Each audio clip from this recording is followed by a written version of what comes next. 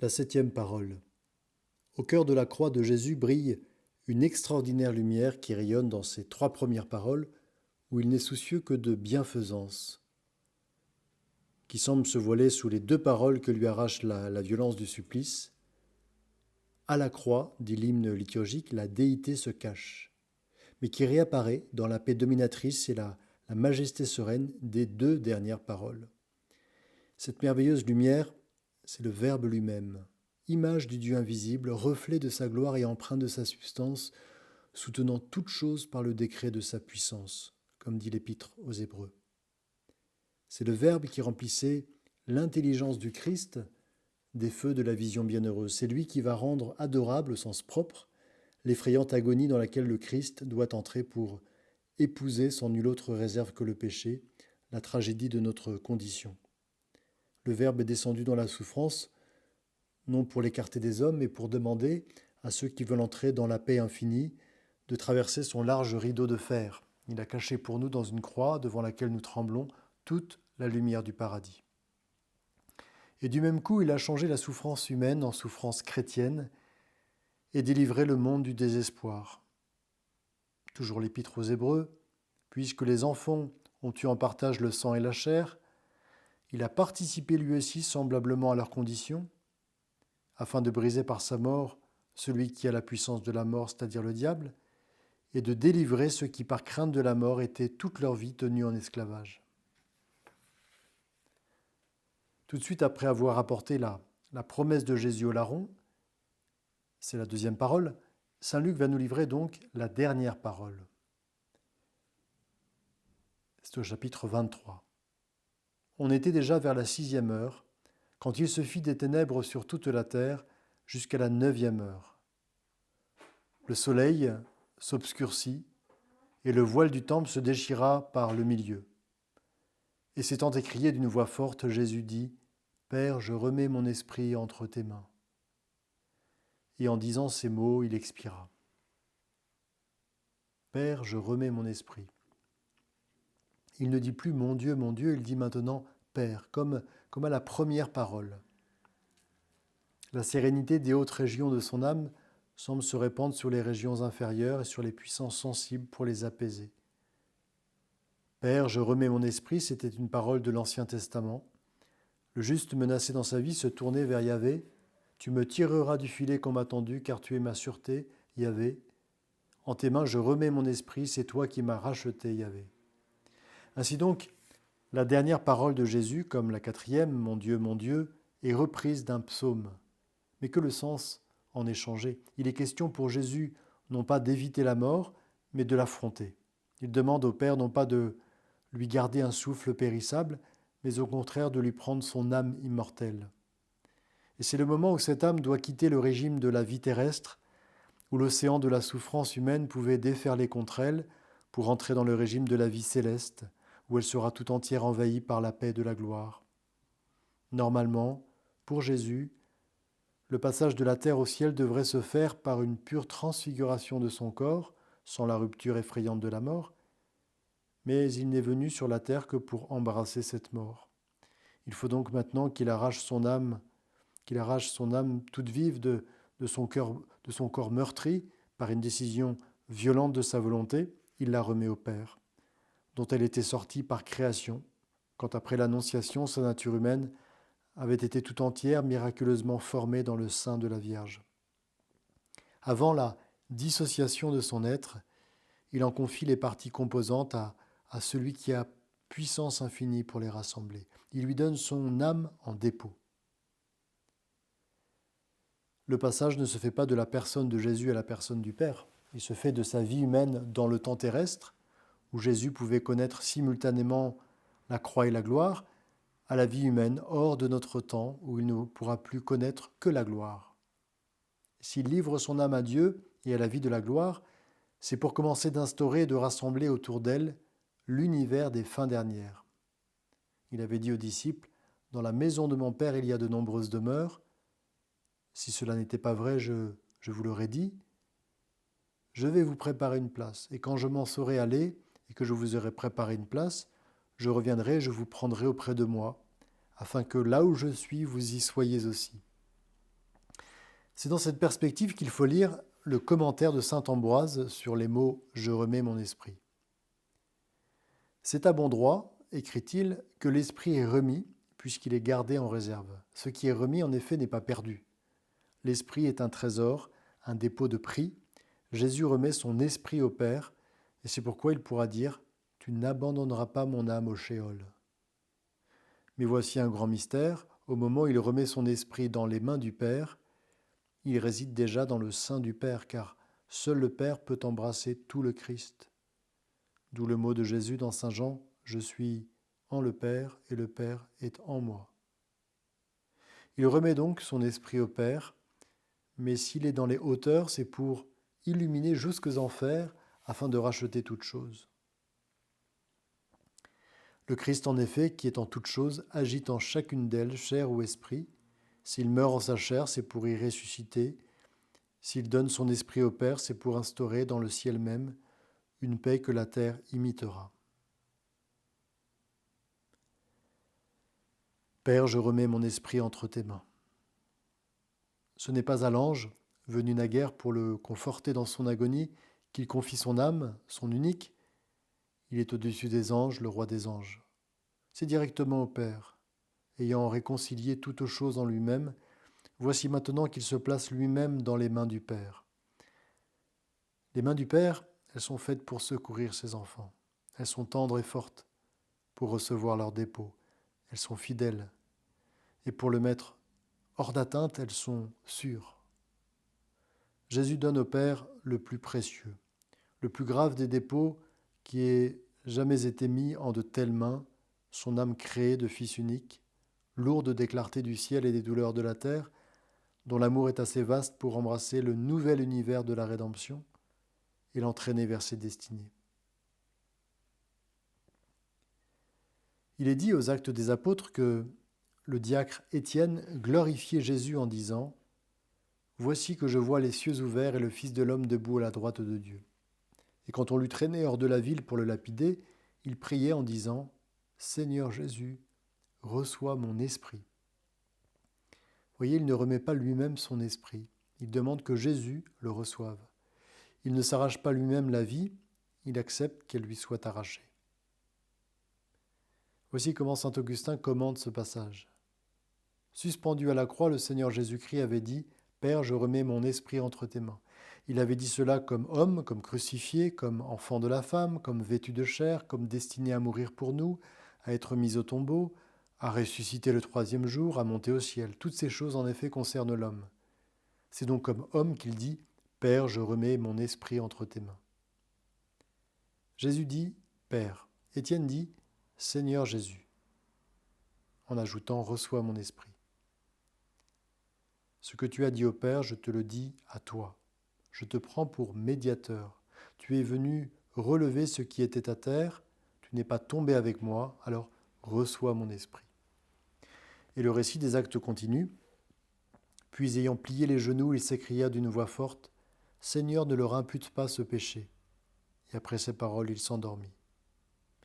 Ainsi, les deux dernières paroles d'Étienne ressemblent à deux des paroles de Jésus en croix, la dernière et la première. Ce qui est commencé en Jésus continue en ses membres. C'est la pensée qui illumine le récit des actes. Plus tard, quand les primitifs français représenteront la scène de la lapidation d'Étienne au pied d'un grand Christ mourant sur la croix, ce sera pour faire entendre que la suprême dignité du martyr passe à ce moment-là du Christ à l'Église, de la tête au corps. Et peut-être faut-il ajouter que si Étienne, et après lui tant de saints, meurent en redisant les paroles de la croix, ce n'est point par désir prémédité d'imiter la mort inimitable du Sauveur, c'est bien plutôt parce que lorsque la charité du Christ, qui est tête, se répand dans l'Église, qui est son corps, elle produit des effets analogues. Les paroles que l'Église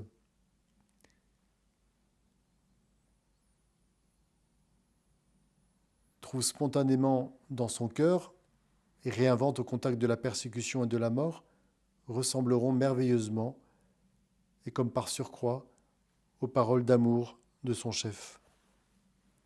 In manus tuas Domine commendo spiritum meum, en vos mains Seigneur, je remets mon esprit, c'est la prière de la fin des complis.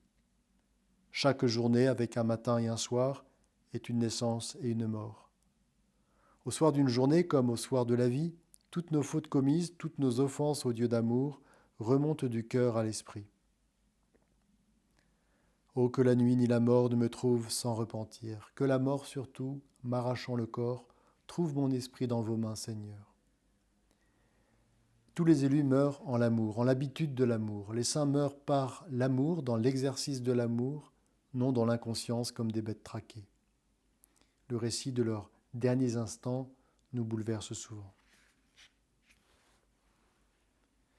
Il se peut aujourd'hui qu'on s'empare d'un chrétien, d'un prêtre, d'un évêque, d'un de ceux qui sont appelés princes de l'Église, qu'on use savamment de la torture pour désagréger son psychisme, qu'on le réduise à l'état d'automate, où il signera ce qu'on lui présentera, répétera devant un micro la leçon qu'on lui aura fait apprendre, désavouera publiquement ce qui avait été jusque-là ses divines raisons de vivre. La technique des persécuteurs est sortie d'apprentissage. Elle est aujourd'hui au point. Elle arrache au martyr son unique joie, celle du témoignage. Non seulement elle refuse le droit de mourir publiquement pour le Christ, elle le contraint en outre à dire publiquement qu'il meurt pour de l'argent, pour la politique, pour avoir trahi sa patrie. Jésus avait dit « Ne craignez pas ceux qui tuent le corps, mais ceux qui ne peuvent pas tuer l'âme. » Mais ne semble-t-il pas aujourd'hui qu'ils soient plus avides de tuer l'âme que de tuer le corps ? Et ne semble-t-il pas qu'ils y aient réussi au-delà de leurs espérances ? Eh bien non, ils peuvent, par leur torture, anéantir un corps d'homme, détruire un psychisme d'homme. Ils ne peuvent pas toucher à une âme immortelle. Si cet homme, ce baptisé, ce prêtre, ce prince de l'Église a prévu qu'on l'humilierait, qu'on le réduirait à l'état de machine, qu'on ferait de lui une pauvre marionnette sanglante, et si malgré cela, il n'a pas cherché à fuir, ni à passer à l'adversaire, ni à trahir sa foi, s'il a dit oui totalement d'avance à Jésus et à son Église, s'il a remis, Seigneur, entre vos mains son esprit, pour subir en son corps et en son activité sensorielle toutes les ignominies qu'on voudra lui infliger, alors c'est cela la victoire qui triomphe du monde. C'est cela qui compte seul pour les anges, c'est cela le trésor placé dans le ciel où la teigne ni la rouille n'abîment rien, et où les voleurs ne peuvent ni percer les murs ni rien ravir. Le dernier de mes actes libres. Voilà mon âme. Voilà ce qui vaut pour Dieu et pour l'Église, voilà ce qui s'inscrit dans le livre de vie. Que mon psychisme se détraque à l'instant même de ma mort corporelle, ou qu'il se détraque quelques années avant, et qu'on me donne ensuite en spectacle sur la scène du monde, qu'importe. Le don que j'ai fait en homme libre devant Dieu ne peut être révoqué par les mots qu'on me fera dire en somnambule devant les tribunaux du diable. Dans les misérables aveux arrachés à Budapest, au cardinal Mizanti, il y a eu tout un coup un mot de splendeur sorti des profondeurs de son âme, divulgué par les journaux comme par miracle, l'Église, mon amour.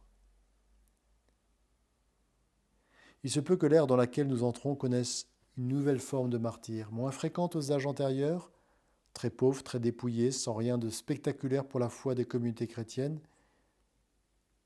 Tout le spectaculaire, au contraire, aura passé dans les camps de la bête, comme le prévoit l'Apocalypse, et où il sera demandé aux martyrs, avant de mourir corporellement pour Jésus, d'accepter pour l'amour encore de Jésus, d'être avilis, et de renoncer à la joie de pouvoir, à la face du monde, confesser Jésus. Suivant saint Luc, c'est en disant la 7e parole que Jésus expire. Et s'étant crié d'une voix forte, Jésus dit « Père, je remets mon esprit entre tes mains. » Et en disant ces mots, il expira. La mort de Jésus marque la fin de la loi ancienne et le début de la loi nouvelle, c'est-à-dire du plus grand événement de l'histoire spirituelle des hommes depuis la fondation du monde. Dès ce moment commence de se réaliser le dessein d'amour formé par Dieu de toute éternité, d'annoncer la paix aux gentils qui étaient loin et aux juifs qui étaient près, pour les unir en un seul peuple spirituel, à savoir le corps du Christ, l'Église. De faire confluer l'économie de la loi de nature sous laquelle vivaient les gentils et l'économie de la loi ancienne sous laquelle vivaient les juifs, dans l'économie unique, plus sainte et plus miséricordieuse de la loi nouvelle. La grâce du Christ, dispensée jusqu'alors sous la loi de nature et sous la loi ancienne par anticipation, d'une manière secrète et imparfaite, s'épanche désormais ouvertement et avec plénitude. La lumière diffuse et voilée, éclairant inégalement le double univers des gentils et des juifs, manifeste enfin son foyer quand se lève sur le monde le soleil de la rédemption. Et bien de cette inouïe transformation spirituelle, les faits qui suivent immédiatement la mort de Jésus dans les récits ne sont que de faibles indices. Selon saint Marc, le voile du temple se déchira en deux, depuis le haut jusqu'en bas. Et le centurion qui se tenait en face de Jésus, voyant qu'il avait expiré ainsi, dit « Vraiment cet homme était le Fils de Dieu ». La rupture du voile du temple, signe de l'abolition de l'ancienne alliance, et la confession du centurion, prémisse de la nouvelle alliance, figurent aussi dans les récits de Luc et de Matthieu. D'autres symptômes du bouleversement de l'économie spirituelle du monde sont rapportés par ce dernier évangéliste. Un séisme ouvre les rochers où l'on creusait les tombeaux. Des morts revenus à la vie se montrèrent à plusieurs après la résurrection du Sauveur. S'il est vrai, comme nous le pensons, que ceux qui sont touchés par le péché originel ne peuvent être ressuscités et glorifiés qu'à la fin du monde, quand le dernier ennemi qui est la mort sera vaincu, il faut tenir pour certain que la vie de ces ressuscités n'a été qu'éphémère. Le voile déchiré, un séisme, des résurrections précaires, qu'est-ce que tout cela pour signifier la mort d'un Dieu, la rédemption de l'univers, l'avènement de l'Église? Avec le dernier cri de Jésus, quelque chose s'achève pour toujours. Sa vie temporelle ne recommencera plus jamais. Ce mystère d'irréversibilité fascinait Peggy. Heureux ceux qui l'ont vu passer dans son pays, heureux ceux qui l'ont vu marcher sur cette terre, ceux qui l'ont vu marcher sur le lac temporel, heureux ceux qui l'ont vu ressusciter Lazare. Quand on pense, mon Dieu, quand on pense que cela n'est arrivé qu'une fois. Heureuse Madeleine, heureuse Véronique, heureuse Sainte Madeleine, heureuse Sainte Véronique, vous n'êtes pas des saintes comme les autres. Tous les saints sont des saints, tous les saintes sont des saintes, mais vous n'êtes pas des saintes comme les autres. Tous les saints, toutes les saintes contemplent Jésus assis à la droite du Père. Et il y a dans le ciel son corps d'homme, son corps humain glorieux, puisqu'il y est monté tel que le jour de l'ascension. Mais vous autres, vous seuls, vous avez vu ce corps humain dans notre commune humanité, marchant et assis sur la terre commune. Vous seuls l'avez vu 2 fois, et non pas une seulement, non pas une fois seulement, comme tous les autres dans votre éternité, non pas la 2e fois qui dure éternellement, mais une première fois, une fois antérieure, une fois terrestre. Et c'est cela qui ne fut donné qu'une fois, c'est cela qui n'a pas été donné à tout le monde. Tout cela est fini pour toujours. La vie temporelle du Sauveur ne recommencera plus, mais le souvenir en sera gardé dans les cieux. Et encore, Peggy ne l'a pas dit, il faut l'ajouter, Dieu nous prêtera par-dessus, pour regarder la suite des temps, son regard qui est au-dessus du temps, où rien ne s'oublie, où toute l'histoire du temps reste présente dans sa fraîcheur native. Dans la vie de Jésus, il y a eu d'indicibles souffrances, mais aussi des joies divines et inénarrables. Quand il était petit enfant, il avait la tendresse de sa mère. Plus tard, il a regardé le monde comme il a su découvrir les choses, les fleurs des champs, les grains de sénévé, les figuiers qui bourgeonnent à l'approche de l'été, les moissons qui blanchissent, le ciel rouge qui annonce le beau temps ou l'orage. Il a regardé les travaux des hommes, les pêcheurs, le semeur qui sort pour semer, la femme qui tourne la meule pour moudre le grain et qui fouille sa maison pour retrouver la drachme. Il voyait tout avec une profondeur d'humanité, une pureté, un ravissement, une joie qui lui faisait retrouver l'idée créatrice cachée au sein des êtres, et au prix de laquelle la vision des peintres et des poètes est peu de choses. Il a regardé dans les yeux et dans le cœur des petits enfants. Son âme n'était pas contractée, mais dilatée. Et pourtant, il n'a jamais perdu de vue, pendant les 33 ans de sa vie, qu'il mourrait cloué sur une croix sanglante. La pensée de la gloire de son Père et de la rédemption du monde suffisait, en chaque circonstance, à faire tressaillir son âme.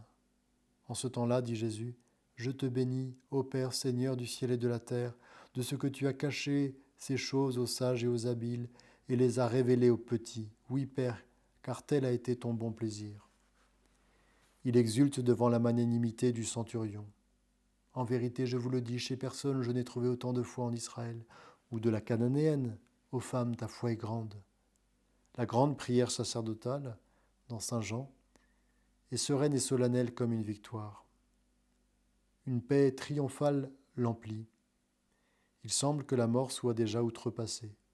Père, ce que tu m'as donné, je veux que là où je suis, eux aussi soient avec moi, afin qu'ils voient ma gloire que tu m'as donnée parce que tu m'as aimé avant la fondation du monde. Les corps ne pouvaient rester en croix le jour du sabbat. Aussi fallut-il au soir du vendredi entreprendre d'achever les suppliciés en leur rompant les jambes. Les soldats vinrent donc, et ils rompirent les jambes au premier, puis à l'autre qui avait été crucifié avec lui. Mais venant à Jésus, comme ils virent qu'il était déjà mort, ils ne lui rompirent pas les jambes. Mais un des soldats lui perça le côté de sa lance, et aussitôt il sortit du sang et de l'eau. C'est un miracle que le sang et l'eau sortent d'un corps mort.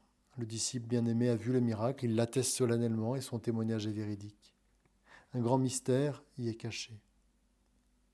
Le sang de la rédemption du monde sera gardé dans l'Eucharistie.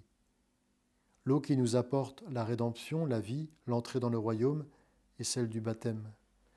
Et avec ces deux sacrements, l'un de l'initiation, l'autre de la consommation de la vie dans le Christ, sont signifiés les 7 sacrements qui font l'Église. Elle est la nouvelle Ève qui sort du nouvel Adam. La première Ève était née du côté d'Adam dormant dans le jardin d'Éden, la seconde Ève née du côté du Christ, dormant en croix du sommeil de la mort, et dont le cœur ouvert par la lance laisse échapper en dehors toute la grâce de la rédemption du monde. Le Christ est mort, l'Église naît, le monde est sauvé. La lumière du Christ, enclose dans la croix, commence maintenant de s'épancher dans l'Église pour illuminer ses joies et ses douleurs, ses défaites et ses victoires. Au sein d'un monde de péché, elle sera non pas, certes, sans pécheur, mais sans péché. C'est le Christ qui la garde ainsi. Elle est son épouse.